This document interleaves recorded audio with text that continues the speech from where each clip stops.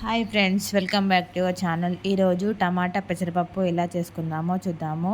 నేను ఒక half cup పెసరపప్పు తీసుకున్నాను. ఆ పప్పుని ఇలా వాష్ చేసుకుంటున్నాను. ఒక వన్ టైం 2 టైమ్స్ వాష్ చేసుకొని పొయ్యి మీద పెట్టుకుంటున్నాను, కొన్ని వాటర్ పోసుకొని. పప్పు అనేది ఉడకడానికి నేను పసుపుని నూనె వేసుకుంటున్నాను, తొందరగా ఉడుకుతుందని పప్పు అనేది పలసగా చేస్తున్నాను. టమాటా వేసి కొంచెం వాటర్ పోసేసుకొని ఇందులో ఇప్పుడు పసుపు నూనె వేసుకున్నాను, పప్పు తొందరగా ఉడకడానికి. ఇది బాగా ఉడికింది. ఇంకొన్ని వాటర్ పోసుకొని మసలనివ్వాలి. ఇందులో 2 టేబుల్ స్పూన్ల కారము, అలాగే రుచికి సరిపడా ఉప్పు కూడా వేసుకుంటున్నాను. ఒక 1.5 స్పూను ఉప్పు వేసుకుంటున్నాను. ఎల్లిపాయలు కూడా, జీలకర్ర కూడా దంచి మసాలేటప్పుడే పప్పులో వేసుకోవచ్చు. నేను వేయలేదు, మీరు వేసుకుంటే వేసుకోండి, బాగుంటుంది. కొంచెం పప్పు మసిలేటప్పుడు జీలకర్ర అనేది వేసుకుంటే టేస్టీ బాగా ఉంటుంది.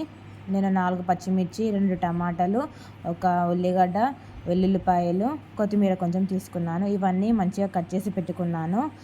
వెల్లుల్లిపాయలు కచ్చపచ్చగా దంచుకున్నాను. 2 టమాటాలు కట్ చేసుకున్నాను. పప్పు అనేది బాగా మసులుతుంది.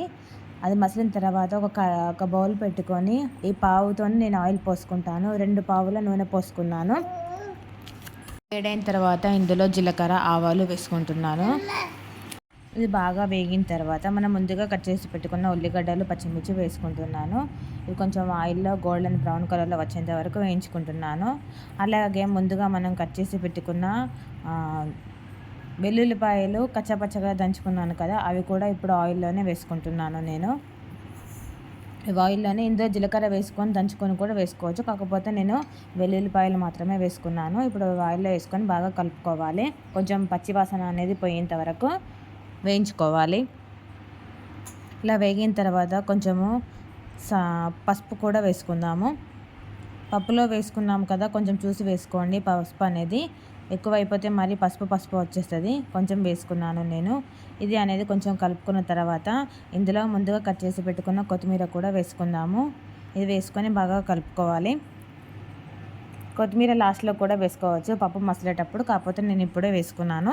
ఆ తర్వాత కట్ చేసి పెట్టుకున్న 2 టమాటాలు అనేది వేసుకుంటున్నాను. ఇది కొంచెం ఆయిల్లో ఫ్రై అయ్యి ఉడకాలి. టమాటా అనేది గుజ్జులాగా ఉండాలి. కొంచెం తొక్క అనేది కొంచెం ఉడికితే బాగుంటుంది.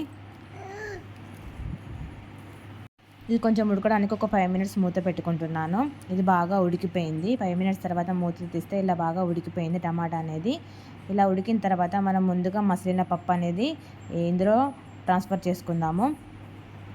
ఇలా ఈజీగా పెసరపప్పు టమాటా అనేది చేసుకోవచ్చు. మీరు కూడా ఒకసారి ట్రై చేయండి. ఇలా వేసుకొని బాగా కలుపుకోవాలి. ఇది కొంచెం మసలాలి. పప్పు అనేది మసిలితే చాలా బాగా టేస్టీగా ఉంటుంది. ఈ విధంగా బ్యాచిలర్స్ అయినా ఈ విధంగా సింపుల్గా చేసుకోవచ్చు. పెసరపప్పు అనేది ఫస్ట్ వేసేటప్పుడు అందరూ టమాటాలు కూడా వేసుకొని ఉడికించుకోవచ్చు, కాకపోతే నేను ఇలా చేస్తున్నాను. ఇలా ఈ విధంగా సింపుల్గా చేసుకోండి. మీకు కనుక మా ఛానల్ నచ్చినట్లయితే సబ్స్క్రైబ్ చేయండి. Nihaswika Vishwadhika vlogs. Bye friends.